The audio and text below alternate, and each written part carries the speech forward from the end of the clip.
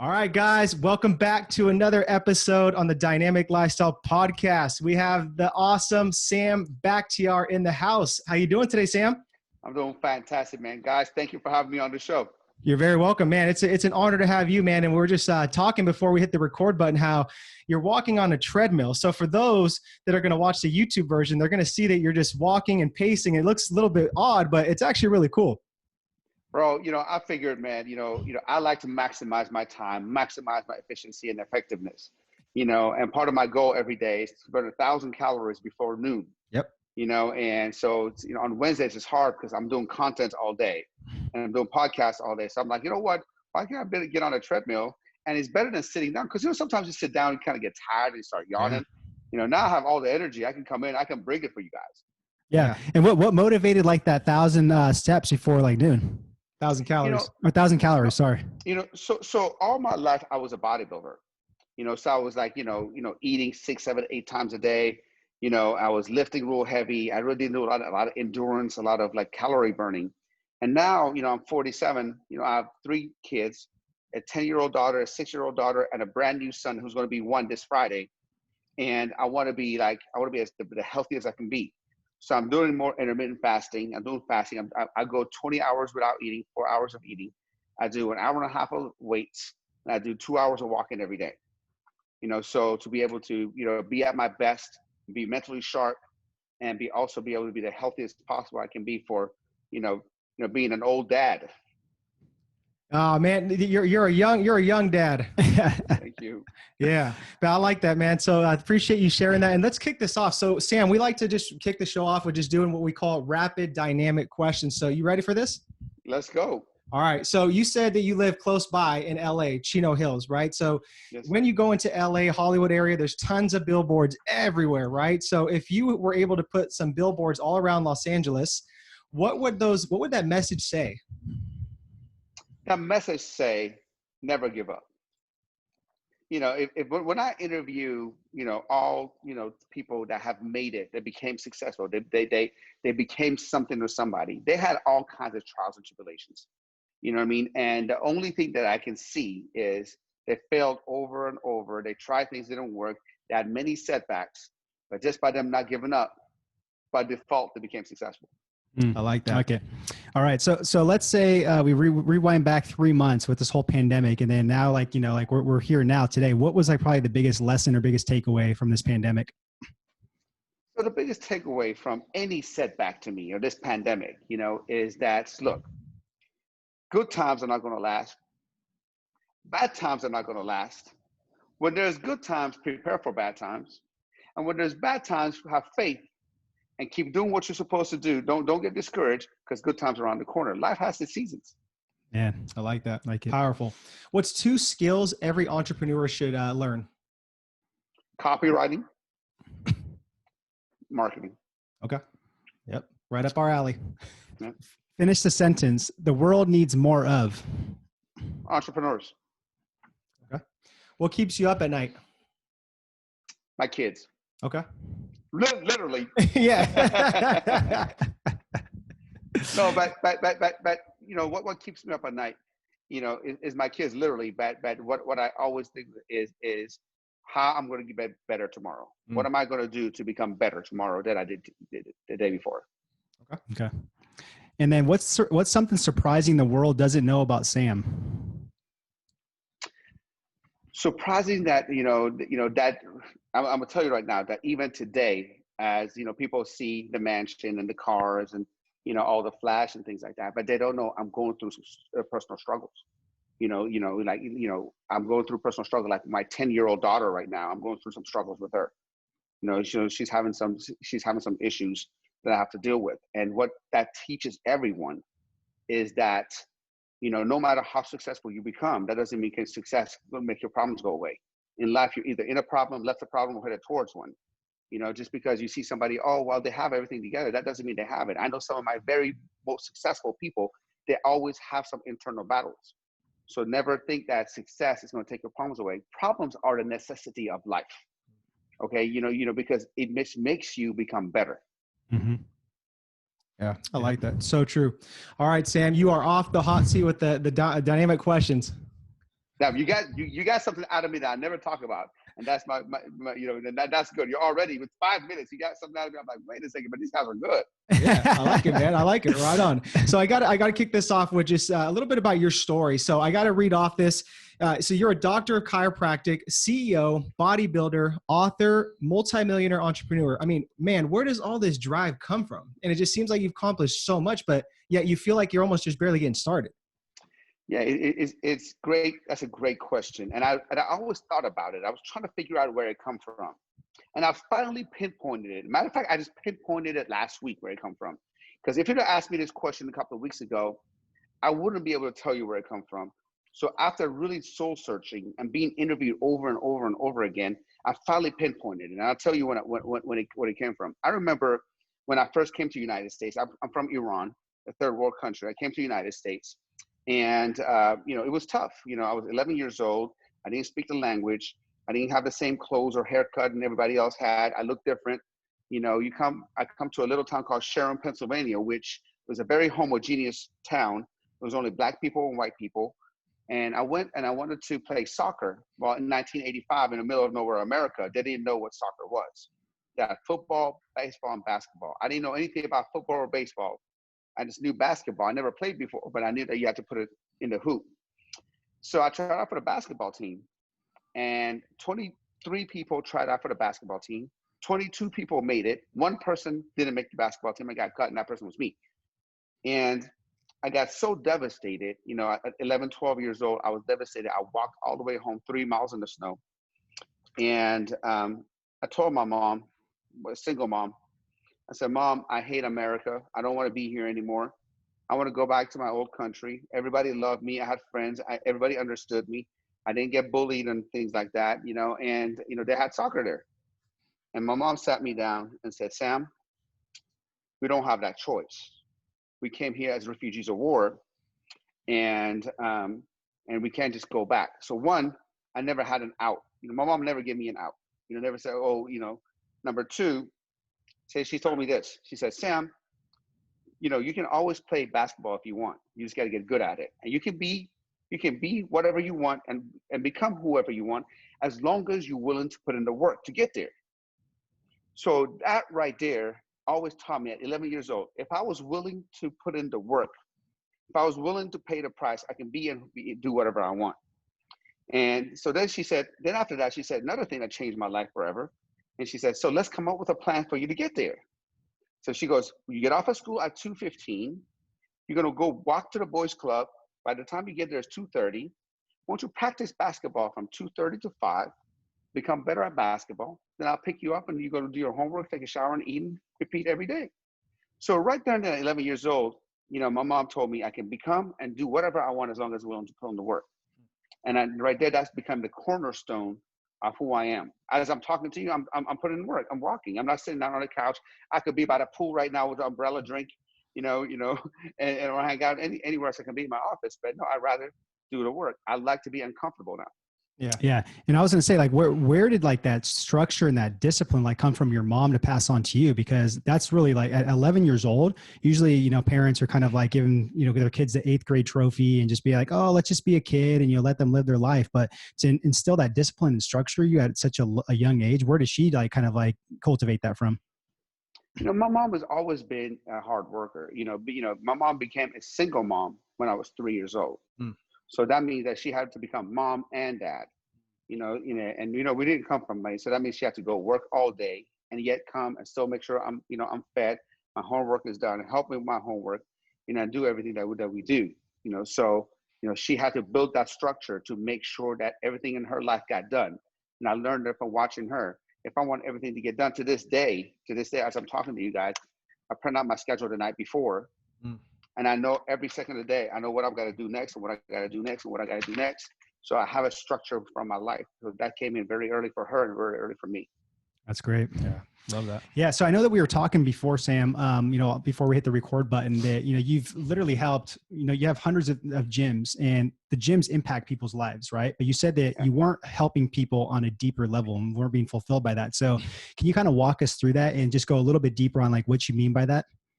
See, when I started, when I fell in love with the transformation game, and I fell in love, helping myself, transform my body.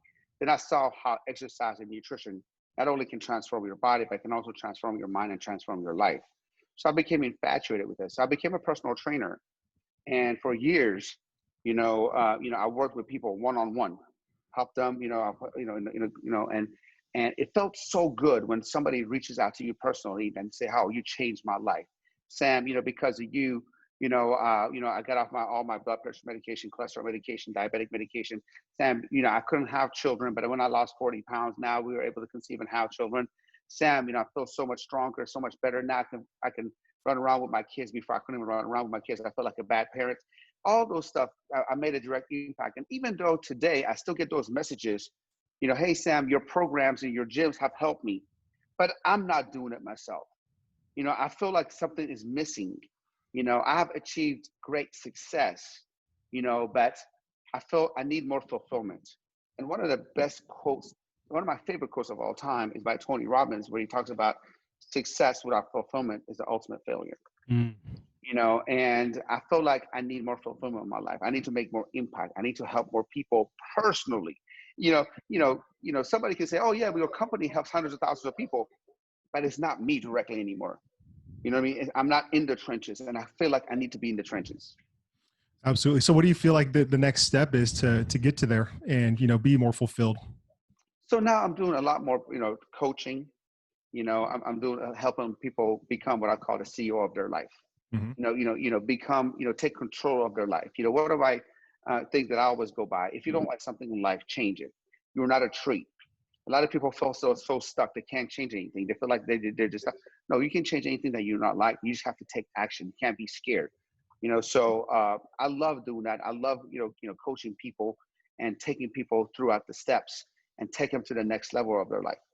Man, I love that. And I just love that concept of just taking control of your life, right? It's just like taking the bull by its horn and just being unapologetic. And that's what we teach, like a lot of our fit pros. So just kind of walk me through that, man. If you have like a young entrepreneur struggling, he has no direction, he has all these self-belief barriers that are just, causing paralysis by overanalysis. How do you walk them through that and be like, man, this is how you control your life? Well, first of all, if you want to control your life, you have to control your time. Yeah. You know what I mean? That's the number one thing, and I always tell people, this, I'm going to ask you guys a question now.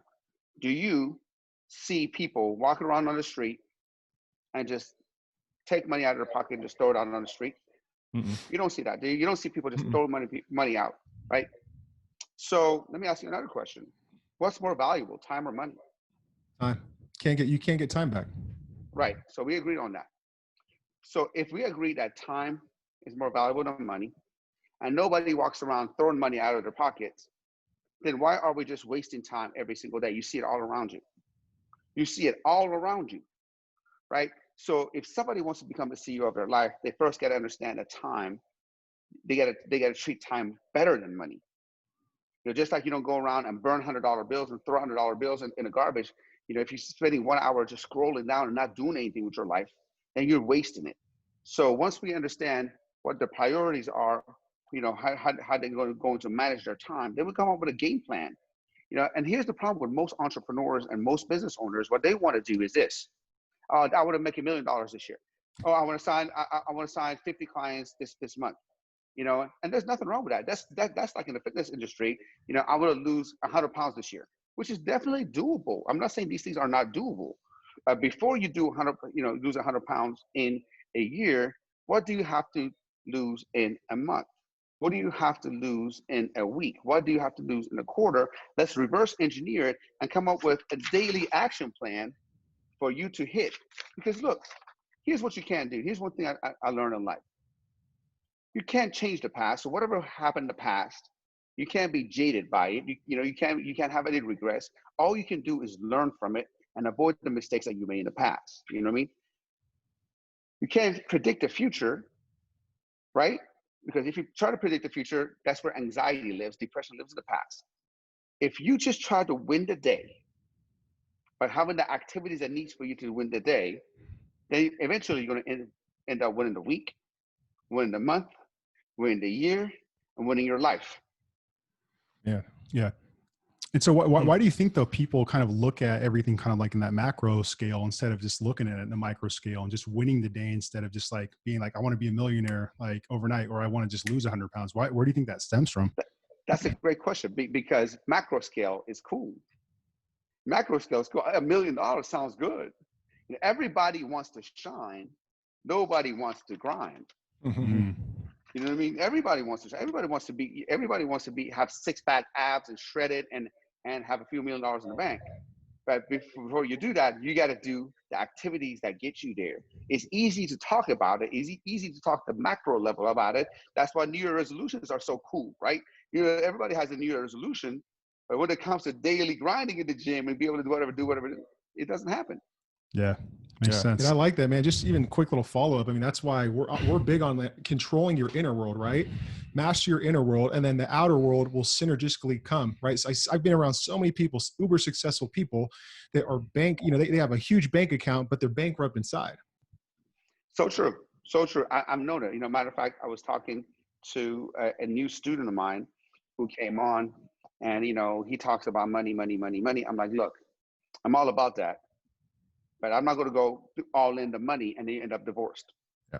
So let's come up with a plan where, I mean, look, if you look at here, my daughter time is there, my family time is there, my workout time is there, my work time is there, even my sleep is there. So you got to be able to, you have to be intentional about the time, what you do, intentional about what your goals are, intentional about your clarity.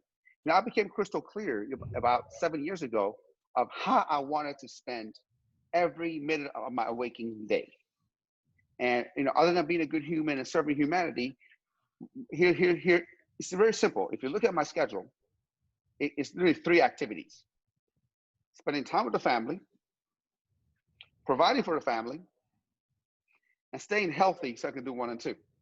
Yeah. It's really that simple. When you break it down, and then after that, you become specific on what those activities are. Yeah.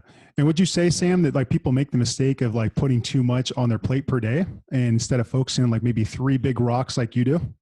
Absolutely. Absolutely. You want to try to change the world in one day. You can't change the world in one day. I believe in compound effect. Just like you can't go to a workout and, work out 4 hours today and get in the best shape of your life. It compounds over time. I mean, just you go to McDonald's right now, eat a bunch of junk, you're not going to blow up tomorrow. It compounds over time. Yeah. And every action compounds over time. I'm doing this podcast with you guys on the treadmill at 1.0 speed. I'm just walking, just like barely walking. But guess what?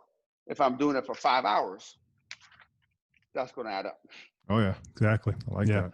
Now, what would you say, Sam, that like you literally are just unapologetic about and you really stand by like in your life and business? And an analogy I like to give is, whenever you go out to like the ocean, you see a rock and that rock is very, very still. It stands there. It's unapologetic and the waves keep hitting it. And the waves aren't knocking it over because the rock's like, I'm there. I'm not getting shifted. I'm not getting rattled. I'm very still. What would you say that you're really unapologetic about? I'm unapologetic about who I am.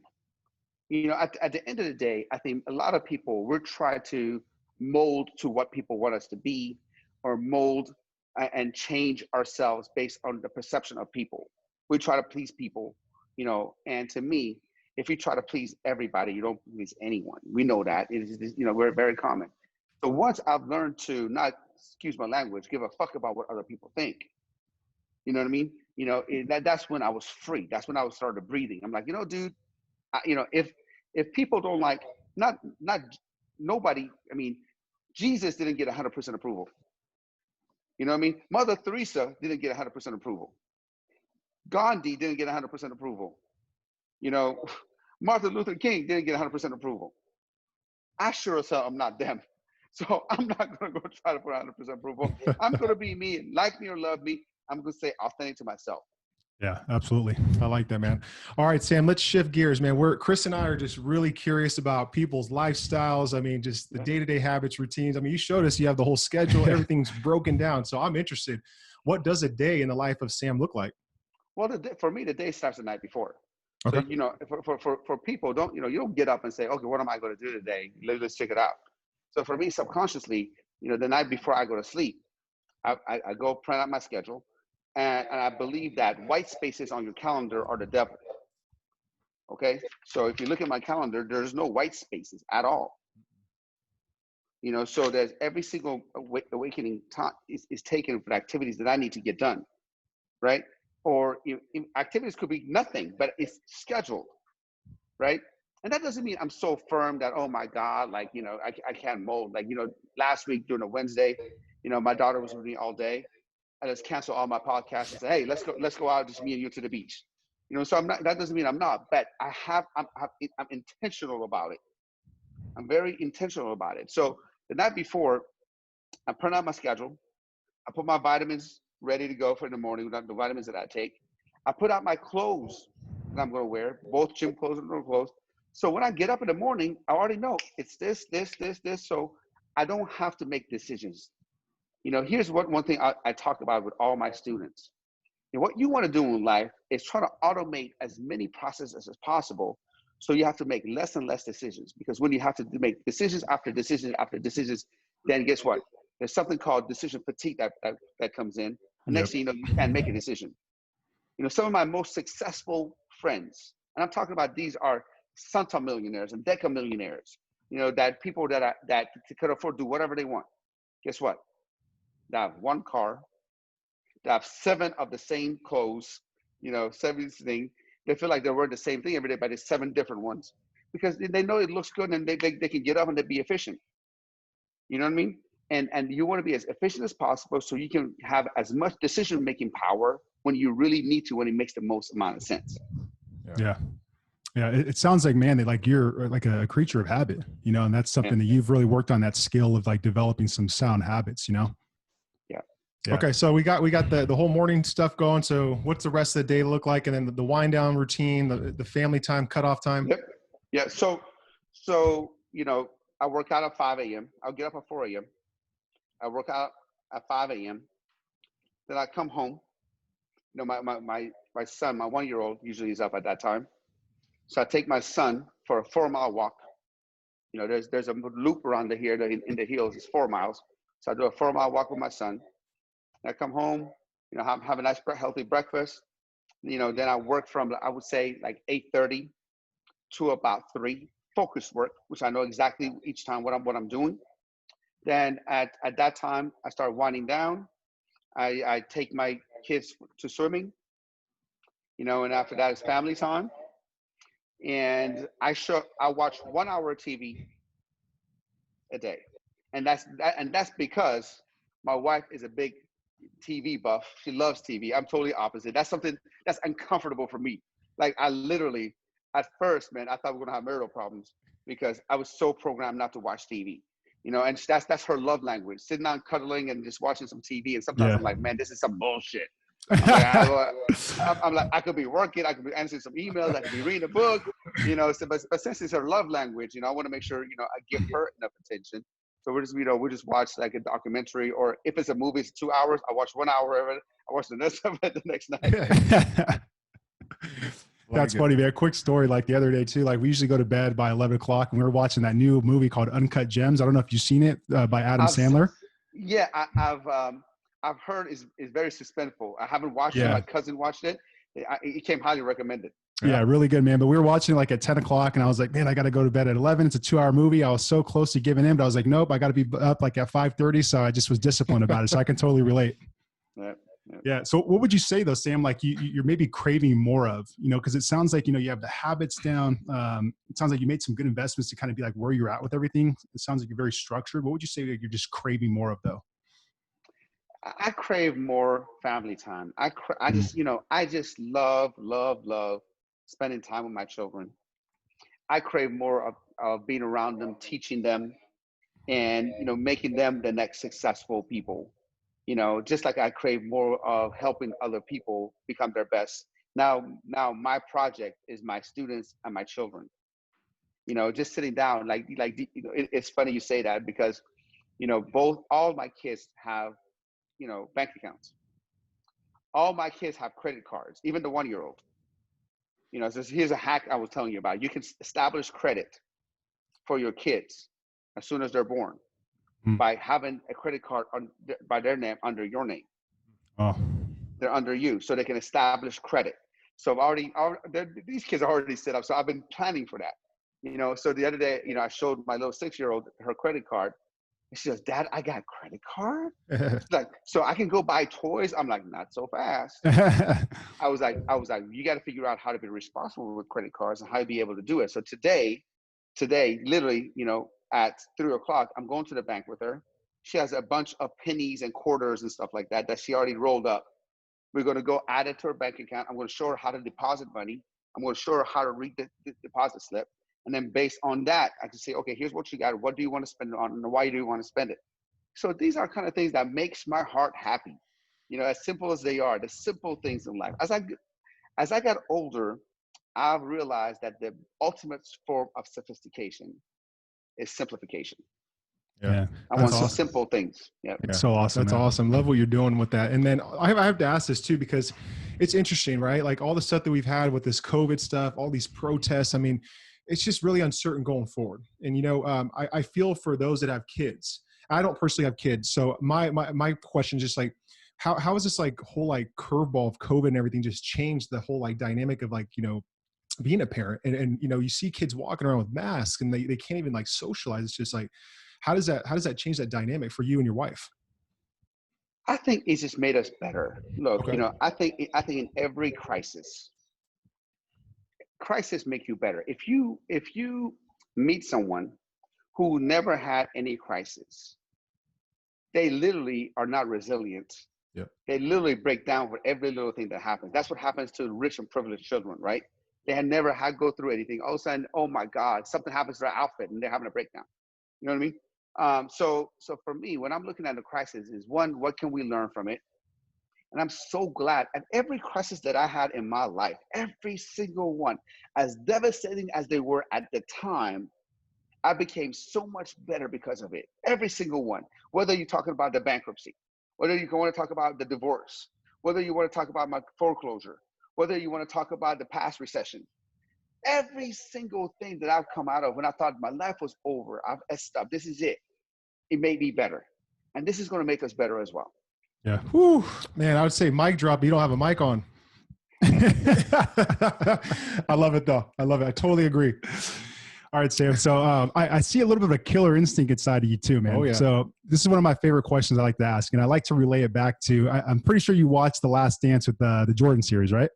Yeah, I did. Yeah. Okay, cool. So you saw how much of a killer instinct and how relentless and ruthless he was. So Sam, what brings out that killer instinct in business, you know, for you? Yeah, for me, I tell you one thing, man. I was born a very sore loser. I was born, I hated losing. I remember, you know, I was as little as 3, 4, 5 years old in my former country, Iran, playing cards with my grandma. And my grandma would beat me in cards. And I would run in the other room and just cry because I hated to be defeated. And growing up, coming to America, getting bullied, getting called names, getting cut from the basketball team, living in the projects, getting food stamps, you know, all the things that little kids will tell you, you know, at that age that could be rude and that can really, you know, I told myself that I'm going to come out on top. And I refuse to lose. And I'm going to give my 100% to everything. So that's what I call my dark side, if you mean. You know what I mean? I have that dark side in me. And some people use that to say, oh, because of this, I can't be this. Because of this happened to me, I can't do that. But if you use it the right way, and Tim Grover talks about it in his book, Relentless, you know, and he's a friend of mine, man, and he was in the documentary. I texted him, I'm like, Tim, you were in the documentary. You know what I mean? And until I read that book, I never realized what that was called. When he saw that every athlete, you know, every person great had that dark side in them. And I never realized, you know, I have this complex, I have this dark side that I never want to be broke. I never want to become second. I never want to have my kids experience all the crap that I experienced. You know, I want to be able to be a super dad because I never had a dad. I want to be able to become a super provider and be able to provide the best life for my family and my children. Because of my past, I became this superpower. So so my, my handicap, if you will, became my superpower. Yeah. Yeah. And I could totally relate too, because I love the dark side, analogy of it. I also call it just, you have a different pair of lens that other people have, from coming from Iran, from getting bullied, from getting cut from the team. Right. Same with us. Our story is we lost our dad at 17 in a car accident. So we went through 6 years of hell, man. And that's part of our journey and story now, is to use our unique gifts, talents, and stories to help other people out. So I can totally relate with that. Yeah. So Sam, we hear this word success all around, man. It's such a popular term, right? So my question is, what's your definition of success? And then immediately, peace of mind.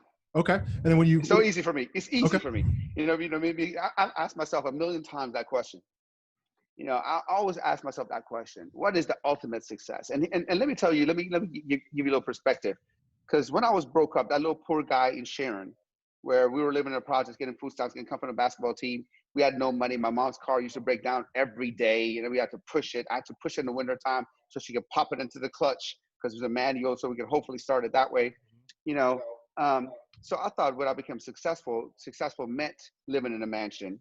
Successful meant the exotic car fleet. Success mean the bunch of exotic watches and jewelry. That's what I thought success was. And until I achieved it, I'm like, well, this is cool, but no, I don't feel successful. I don't feel successful. Yeah, I can go downstairs and drive one of my 9 cars, or and choose between 10 Rolexes and whatever. That's not success. Success is peace of mind. Success is being in peace with yourself. Success is like, all right, the world closed down right now. I'm good.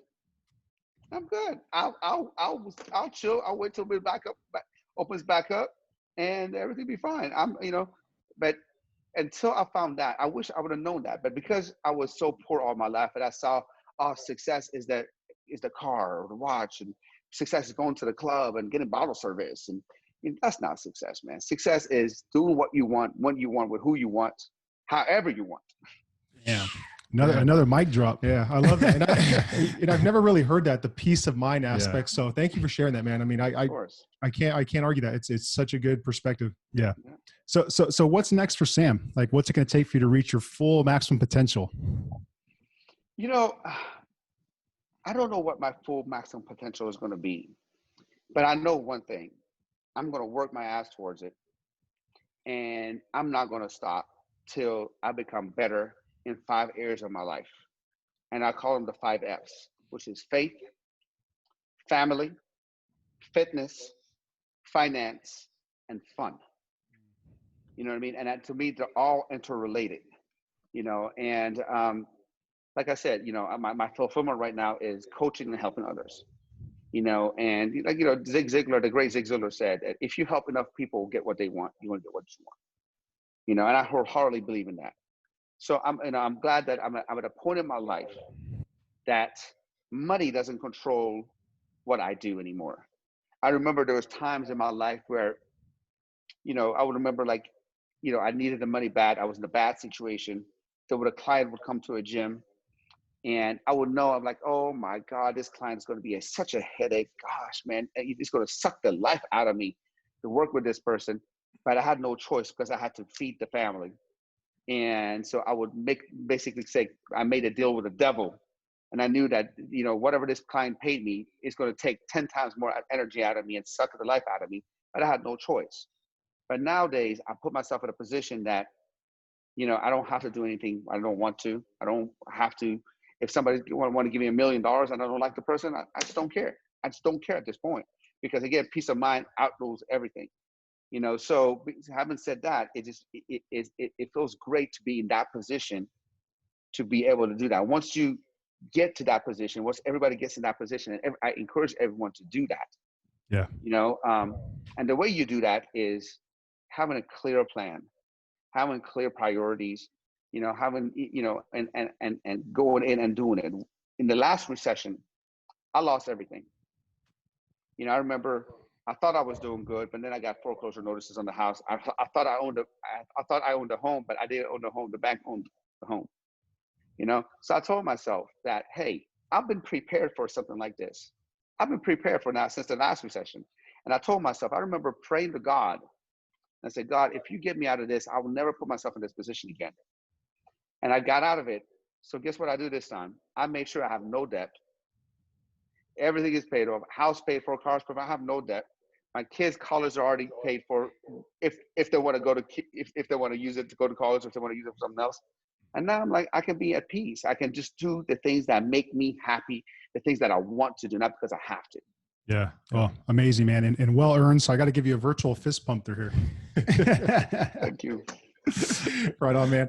All right, Sam. So as we come to the end of this awesome, discussion that we're having, I want to first, before I ask the last question, acknowledge you, just say thank you so much for your time. Again, we value time. I know it's precious. All the wisdom that you've delivered today is just awesome. I love your relentless mindset, just how much of a giver you are, and just your story, everything, the tenacity, man. I feel that energy. So thank you for all that and for everything today. Yeah. Thank you, Sam. Well, likewise, man. I appreciate your time, and thank you for the opportunity to share my experiences with your audience. And guys, keep doing what you're doing, man. You guys are changing the world. Entrepreneurs are changing the world. You guys are helping fitness pros, scale their online businesses, have a better life. Yep. And you guys are doing great things as well, man. So I appreciate you guys having me on the show. Thank you so much, man. So my last question, what does living a dynamic lifestyle mean to Sam? For me, living a dynamic life is living life on your terms. I think most people live life by default, and, they just say, oh, they just live it and they just really don't think about that and aware of how they're living their life. Dynamic life to me means that you design your life dynamically. You're active, you're dynamic. You always assess your life and make adjustments as you go. What I was willing to do 10, 15 years ago is not what I'm willing to do now. So I'm dynamically kind of assessing my life every single day. And what can I tweak? What can I do to get better? Whatever it is that's important to me at that moment and at that time. Yeah. Beautifully said. All right, Sam, where can the listeners follow you and even learn more about your coaching, all the cool stuff you're doing? Anything we can support you on right now? Yeah. No, I appreciate it, man. So you can, all my Instagram and Facebook handles and social media handles is the same. Sam Bakhtiar, SAMBAKHTIAR. I also have a community number, which is 909-200-4015. You can text me at that. And you guys, man, let me know if there's anything that I can help. And I'm looking forward to reading your book and getting to know you guys more on a deeper level as well. Absolutely, man. I would love to connect in person, one of these days. Absolutely. Cool. All right, guys. Well, make sure to go follow Sam, all the cool stuff he's doing. Once again, Sam, thank you so much for your time. Appreciate it. Of course. All right, guys. Until next time. Hey, thank you so much for watching this video and another episode on pro tips on living a dynamic lifestyle. We truly appreciate it. Hopefully you got a lot of value out of it. If you're interested in getting more value like this from these pro tips, make sure to subscribe above. We're going to be dropping these daily. Also, if you are a fitness professional and you're looking to create more income, impact, influence, and independence, we just dropped our new book, Rise of the Fit Pros, so you guys can do all of that. And you can also start building your hybrid training model of in-person and online training. So make sure to click the link or the book right here to grab your guys' copy, and we'll send it over to you. Other than that, we're out. Talk to you soon.